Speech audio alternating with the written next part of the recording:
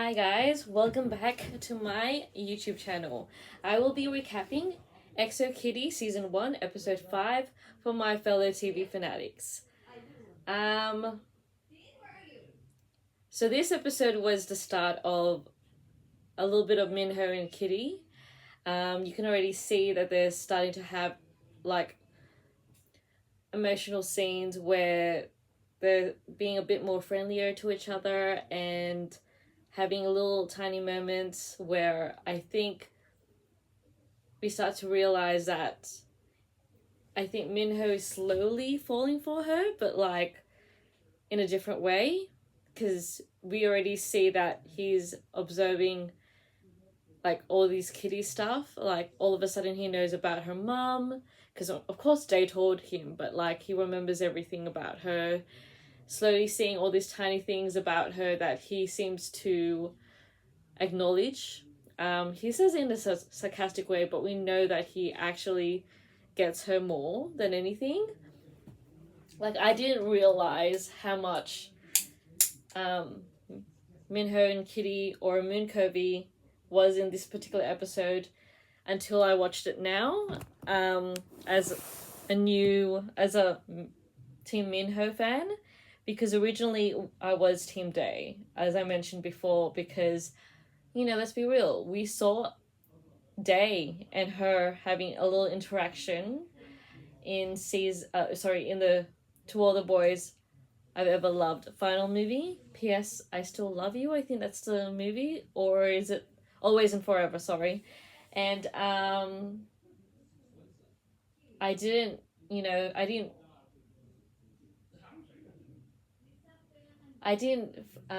see it until now, because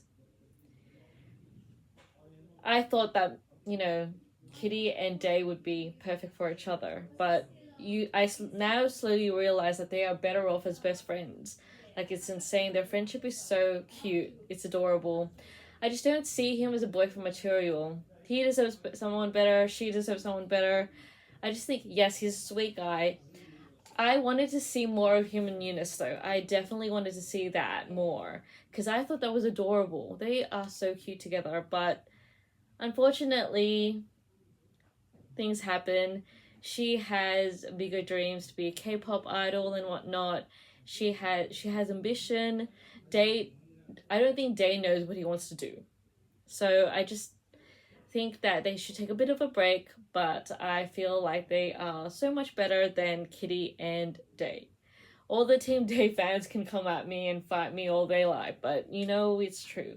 Day does deserve someone better, and Day does deserve someone to treat him, you know, nicely, and to help him, you know, to encourage him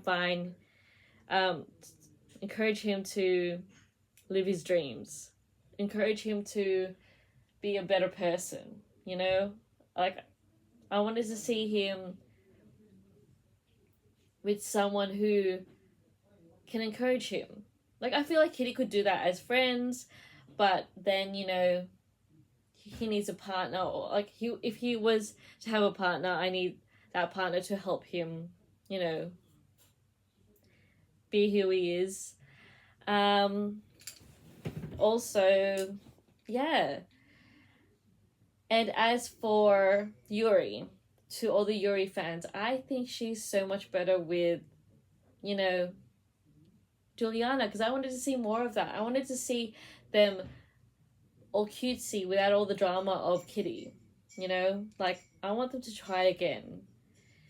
But instead, we kind of saw her and Juliana at the end of season 2. Yes, I know I'm giving you guys spoilers, but either you've seen it already or whatever.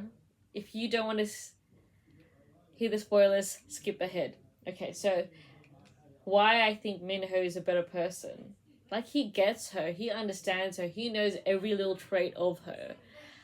Like, the fact that in season 2 he did mention that her favorite song was, is it Picturing You, or whatever the title of the song is, by Chappelle Rowan, that was playing in the Cherry Blossom.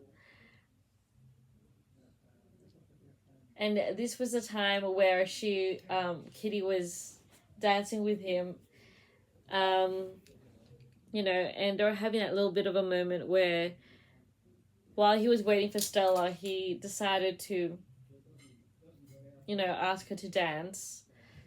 Of course, with the guidance of Q, because let's be real, Q is like that cool best friend who totally ships Minho and Kitty, just like the rest of us, or 99% of us, because I'm sure there's still that 1% that's half Team Day, half Team Yuri. So, you know.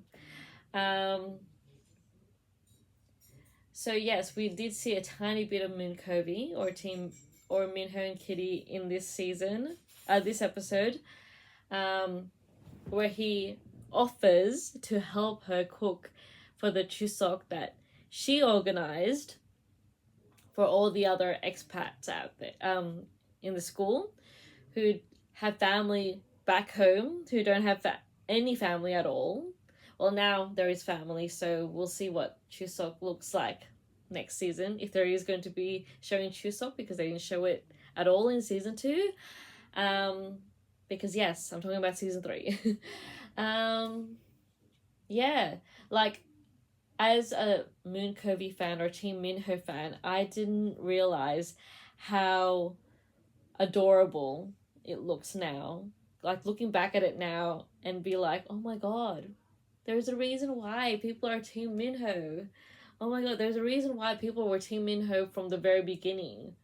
Like, since episode 1, apparently, the pilot episode of XO Kitty, they even saw it coming. Like, a few of them already were like, Minho is going to be a love interest at one point, you know?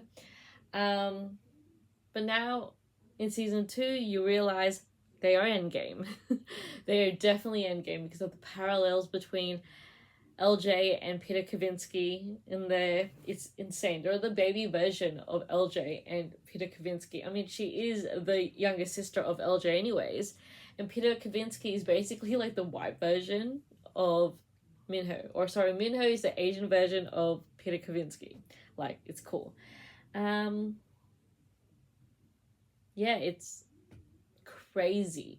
It is crazy how adorable they are. Like, I was kicking, screaming, and giggling the whole time of every one of the Minho and Kitty scenes in this episode. I was getting excited. Like, I didn't realize I was going to get this excited. I'm excited to see what the last 4 episodes were, episodes 6 to 10, because obviously it's been a while since I watched it and I completely forgotten how good it was. It's been 2 years, actually. 2 years. 2023, I was watching it, and I did rewatch it every now and then, but I wasn't as obsessed with season 1 as I am obsessed with season 2. But now that I'm seeing it again in a new light as Moon Covey stan, of course, I now see why there had been already a lot of Minho fans, Team Minho fans. So, yeah. And I didn't realize how adorable he was in season 1, but he's so much better in season 2. Like, he's glowed up a lot. I hope to see more of Sang-hyun Lee in other shows outside of XO Kitty when XO Kitty finishes or whatever, or movies, Netflix movies at least. I want to see him play a love interest with Anna Cathcart again, like, just in a different universe, like, or something like that. Like, I can't imagine if they play siblings, because they'll be like, we just saw them as, like, lovers, and then we're gonna see them as, like, siblings. Like, we didn't see them as lovers yet, but let's be real, that is what their end game is. They want to make them love interest eventually, because the parallels between To All the Boys and XO Kitty in season 2 is insane. Yes, I know I'm talking about spoilers, but this particular episode is making me sort of reminisce season 2 again. Like, even though I'm still rewatching it for like the, I don't know how many times, because it's that good, I always end up falling in love with season 2 of a show.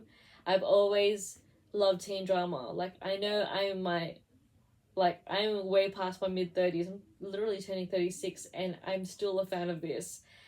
Shows like this, or TV shows, TV shows with ships in it that I get obsessed with, I end up falling in love with, and I can't stop watching it, and it gets me through. As somebody who's single and happily single and, being okay with it all, I just live being obsessed with, I just love being obsessed with fictional couples. It just gets me through.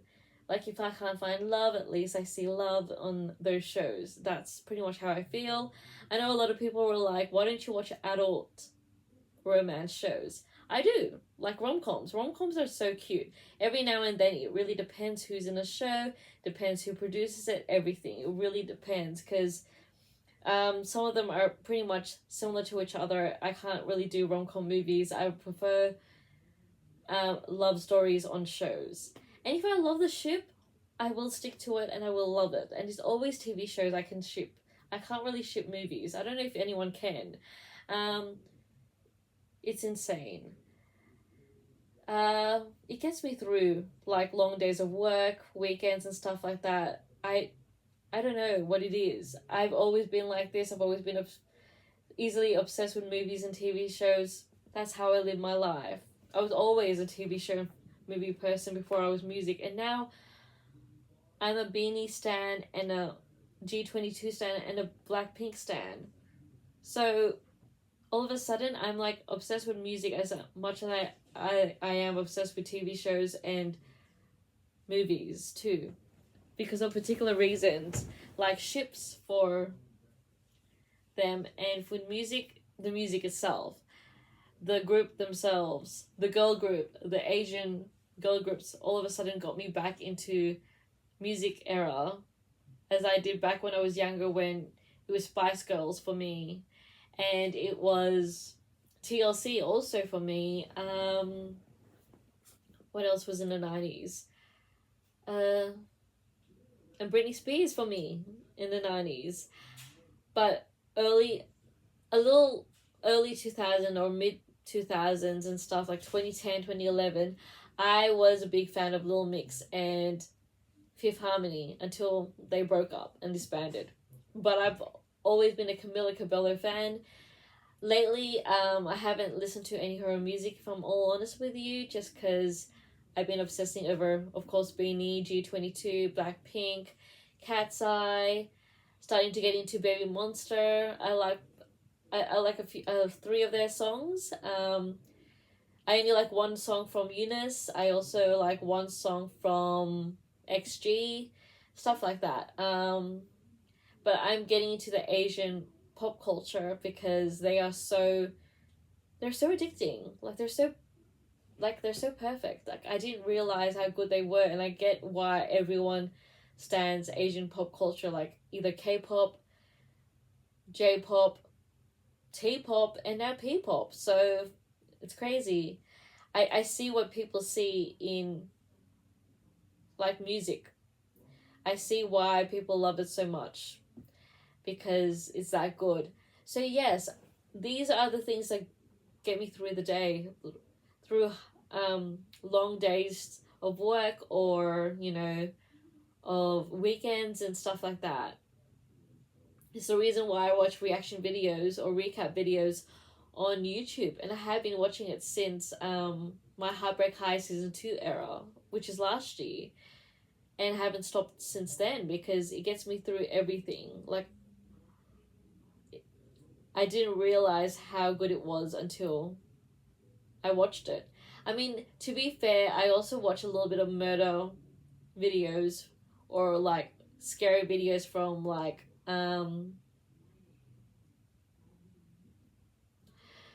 is it Lori? I can't remember whether it's Lori or not, but she watches a lot of TikTok compilations, a lot of like horror stuff, even though she doesn't give me the horror vibes, but she is horror. Then I love Kendall Ray too, who's a murder podcast, murder person, murder mystery kind of person, reactor. She tells stories. She does researches and stuff like that. She's done a few Aussie stuff too, and a lot of famous ones like John Benet Ramsey, Brittany Murphy theory, conspiracy theory, and also like Selena. I forgot how to pronounce her last name, so instead of butchering it, you know which Selena I'm talking about. OG Selena, the one that died so young, and they made a movie about her. So, yes, go Google. Oh, Selena Quintanilla, I think. That's how you pronounce it. If I'm butchering it, I'm so sorry. Like, just ignore me. Anyways, yes, I have been watching... I started off with those two groups. And then Heartbreak High Season 2 came in. Watched it so much. I got so obsessed with it. Missy and Spider was my ultimate ship. Of course, aside from Malachi and Amory, but like those two have my hearts in season 2. I got obsessed, went on TikTok, started watching all these edits and whatnot, and everyone making comments and posting stuff on TikTok. Then I came across reaction videos, and then as soon as I started seeing reaction videos, I said, I'm sure YouTube has it. So I went into YouTube, and of course, all the reaction videos were all there of Heartbreak High and every single show on the planet, like Never Have I Ever. And yes, I came into that era, and then it just went uphill from there. And then I started watching every reaction video on the planet. I subscribed to fellow reactors, and then next thing you know, it's a few months after that, around about July, my birthday month, the month I turned 35, I decided, let's be a reactor too. Let's be a reactor too. And then I started doing this. I'm a small reactor, and I will remain small reactor because I film everything on my iPad, my phone, and then I upload them. And I edit it myself. I don't really want high class, editing skills, because that's pretty expensive. Like, you have to purchase all these editing products, and it takes so much effort, takes a lot of time and energy that I don't have. So I decided, why not make it, subscribe yourself to Vimeo, pay the subscription fee each month, and get like 20 gigs a week, I think. Yeah, 20 gigs a week, and all for $36 a month. Yes, it's expensive, but it helps me make videos every weekend. So I make one or two videos each weekend, both for my Patreon and YouTube channel. So for the music era, it would be Beanie and G22, and for the TV show at the moment, it's XO Kitty season 1, and then we're heading to season 2, and then we're having a big pause until season 3 rocks up, and you can bet your any money I will be reacting to it also. But of course, I will be watching on my own time a few times and then react to it whenever I feel like it. So yeah, I don't react to anything for the first time. I react after several times. But of course, with a few things like Beanie's case or G22's case, I would have bought the song already for my from iTunes to put on my driving playlist and listen to it there. Whether I listen to it, straight away when it premiered, and then the next morning I'd be listening to it in my car if it ever gets to like shuffle mode there, and then I will be reacting to it, like filming a reaction video for it, and then it'll be like the third time I've heard the song, and then so on and so forth. So it's kind of like the first time, but not really the first time. So it's exciting. Yeah. But with TV shows, it's a different story because I want to watch it on my own. I want to watch it several times until I end up being in the mood to react to it. But yeah. But I have to make sure that I am not like new to reacting to it, or else it'll just turn into like a babble session and I don't want to interrupt the song, so, or music video or whatever it is that gets released. Anyways, before I ramble on about different things, it's supposed to be about XO Kitty Season 1, Episode 4, but I just needed to tell you a little bit of a story as to how I got to where I am now, how my music and TV shows kind of combine and stuff. So before this turns into like a 30-minute video, I'm going to stop here, and this will be posted on my YouTube channel, because at least this won't be copyrighted, because I don't have any videos for you today. Fortunately, I don't know if I'm going to have anything until Season 2, because Season 2 YouTube has every, clips from Season 2 more than they have clips of Season 1. So, yeah. Anyways, see you guys next weekend. Bye.